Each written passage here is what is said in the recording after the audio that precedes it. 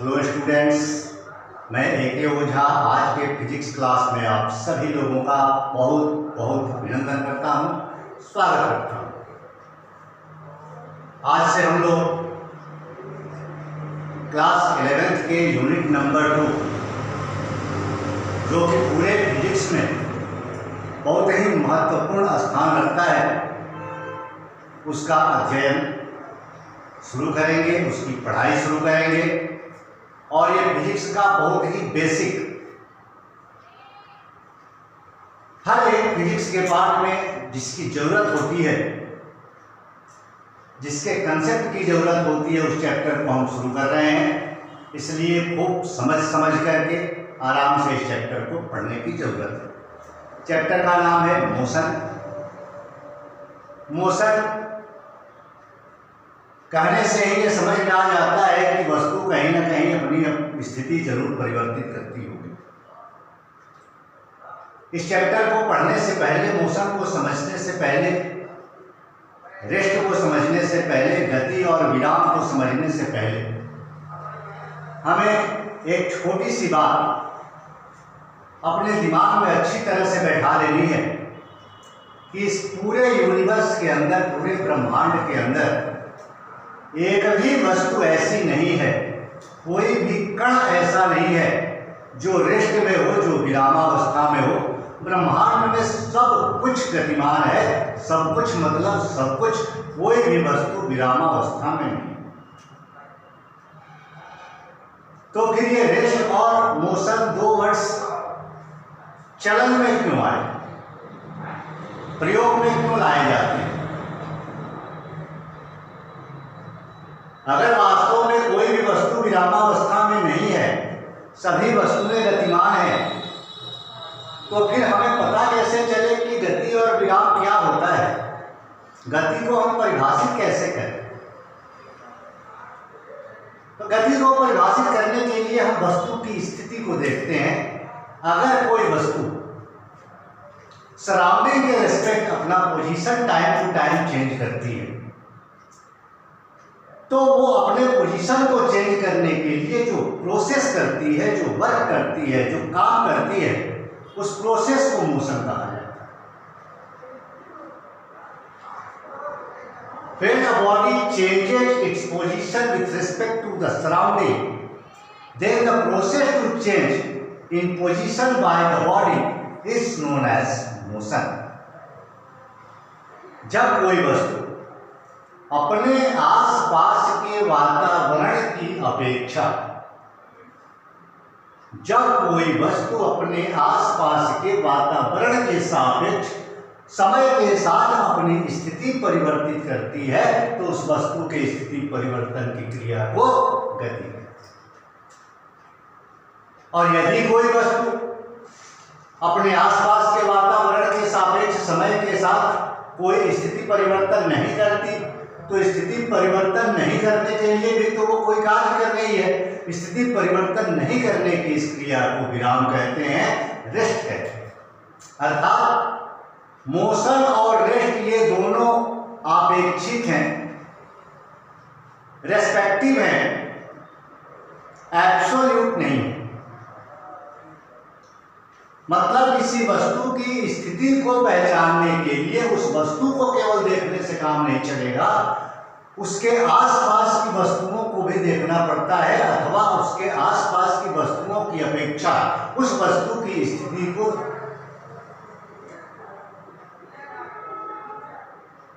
हम ऑब्जर्व करते हैं, उसका प्रेक्षण करते हैं कि जैसे जैसे समय परिवर्तित हो रहा है, क्या उसके स्थिति में भी कोई परिवर्तन हो रहा है। जैसे सपोज करें, एक कोई वस्तु यहाँ पे है, कोई एक कार मान लीजिए, एक कार है यहाँ खड़ी है। कहाँ खड़ी है भाई? तो एक दीवार थी हमारे घर के सामने, उस दीवार से 50 मीटर की दूरी पर पूर्व दिशा में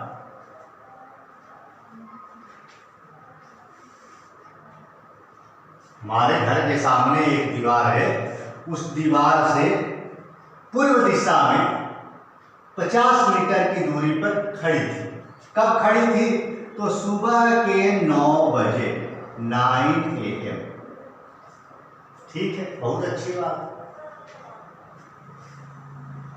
9:15 बजे जब हमने उस कार की स्थिति को देखा तो हमने देखा कि ये कार इसी दीवार से पूर्व दिशा में ही है, लेकिन 2500 मीटर की दूरी पर आ।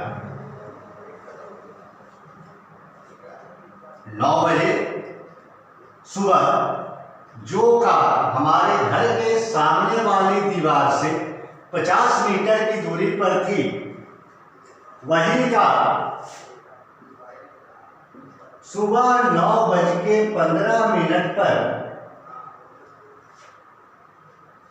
उसी दीवार से, उसी स्थान से पूर्व दिशा में ही 2500 मीटर के डिस्टेंस पे है। 15 मिनट में क्या उसकी स्थिति में कोई परिवर्तन हुआ? ये जानने के लिए क्या करते हैं, दोनों अलग अलग इंस्टेंट टाइम पर उसका जो एक्चुअल पोजीशन था, दीवार से उसकी स्थिति जो थी, उसको उसका एक्चुअल पोजीशन कहते हैं, उसको नोट कर लेते हैं। पहली स्थिति पूर्व दिशा में 50 मीटर थी, इसको S1 लिख दिया आपने। दूसरी स्थिति इसी दीवार से 2500 मीटर की दूरी पर थी, पूर्व दिशा में ही, इसको हमने S2 लिखा। अब पोजीशन चेंज कितना हुआ? तो change in position delta S is equal to final position minus initial position of the car. Car की स्थिति में हुए परिवर्तन का मान ज्ञात करने के लिए क्या करेंगे हम लोग? तो अंतिम स्थिति में से प्रारंभिक स्थिति को घटा देंगे। समय कितना लगा इस स्थिति परिवर्तन में? तो समय में हुए परिवर्तन, लगे हुए समय का मान ज्ञात करने के लिए ये प्रारंभिक समय T1 हो गया, ये अंतिम समय T2 हो गया।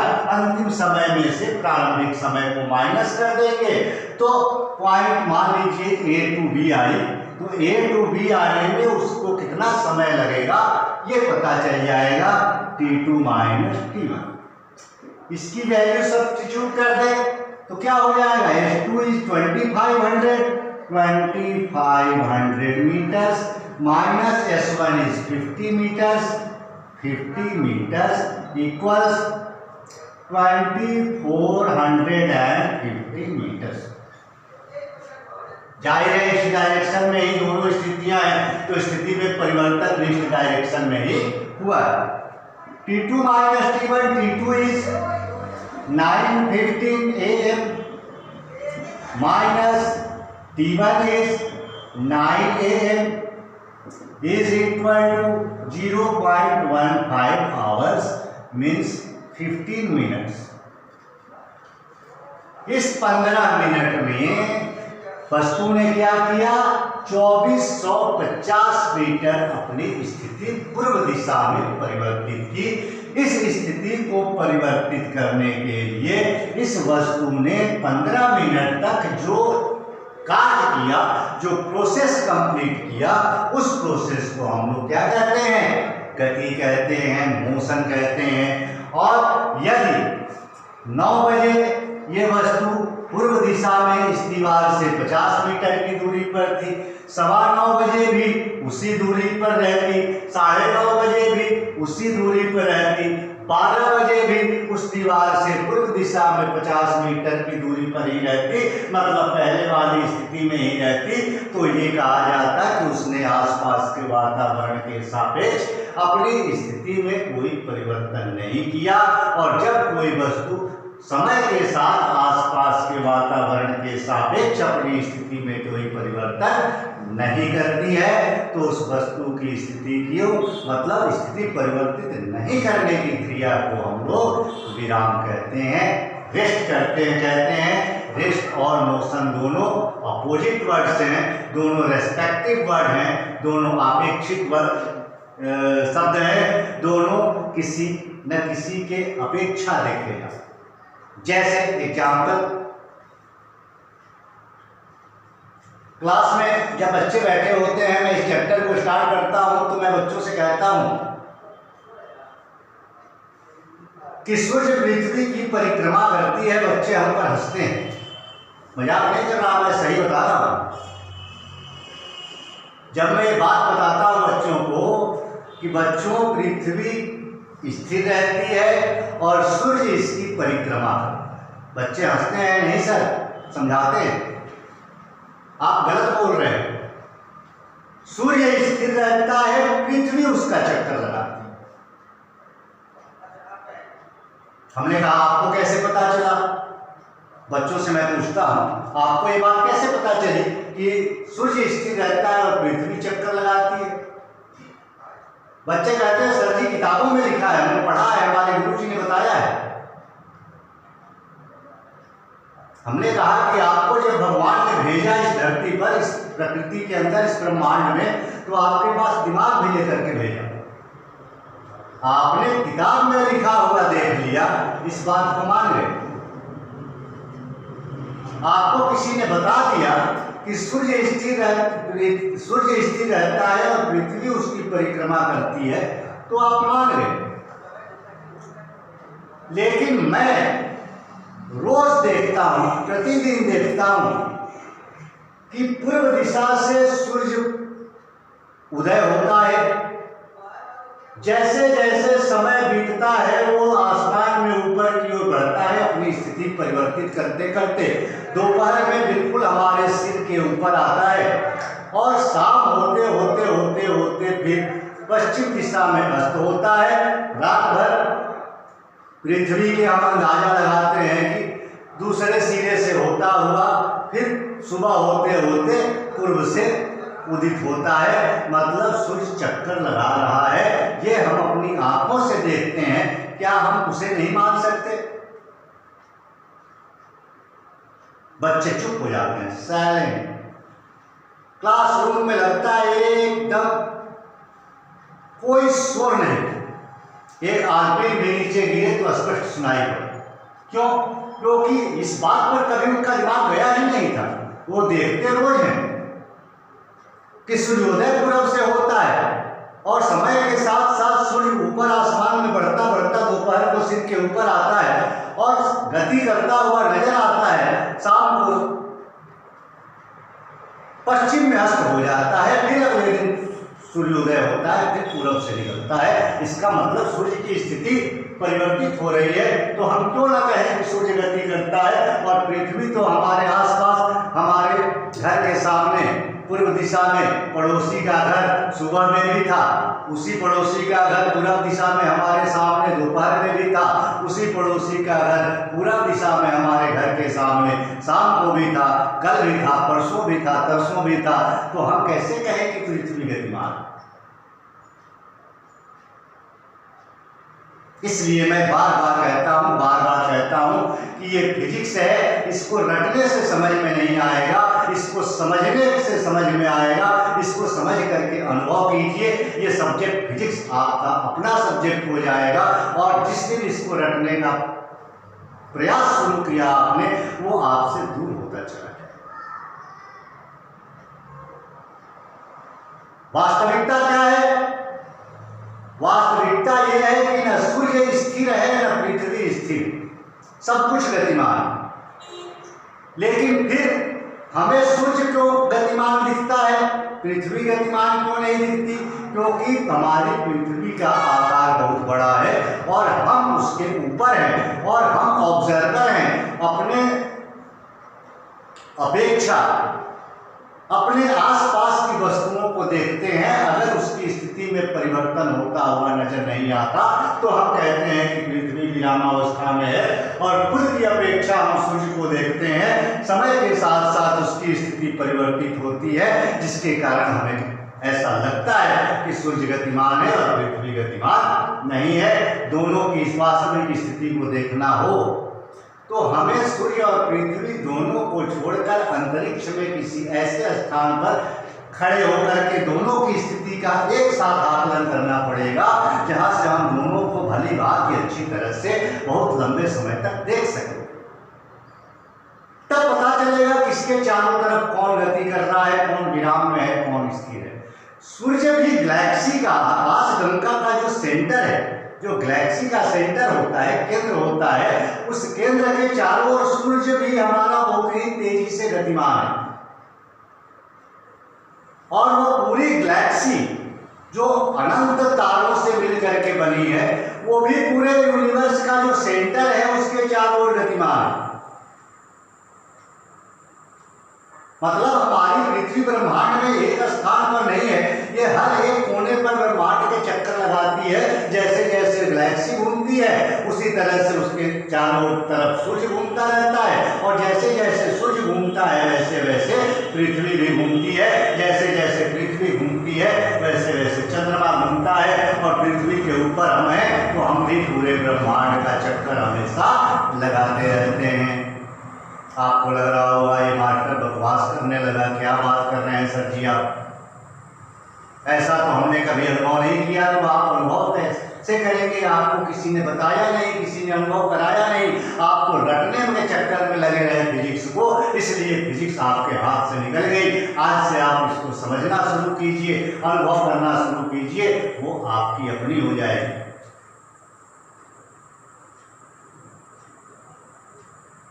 सही कहा। अगर सूर्य गतिमान नहीं होता, कल्पना करें कि जिस सूर्य को हम स्थिर और पृथ्वी या अन्य ग्रहों को उसके चारों ओर गतिमान मानते हैं, यदि वो सूर्य सही में स्थिर हो और उसके आसपास अन्य ग्रह गतिमान परिक्रमा करने की कोशिश करें तो वो कभी भी उनका परिक्रमण नहीं कर पाएंगे। और according to the law of gravitation, Newton साहब ने गुरुत्वाकर्षण का जो नियम दिया, उस गुरुत्वाकर्षण के नियम के अनुसार, आपको याद होगा गुरुत्वाकर्षण का नियम, every particle of the universe always attract to each other by a force of attraction. This force is known as gravitational force. The amount of gravitational force is directly proportional to the product of two masses and inversely proportional to the square of distance between them.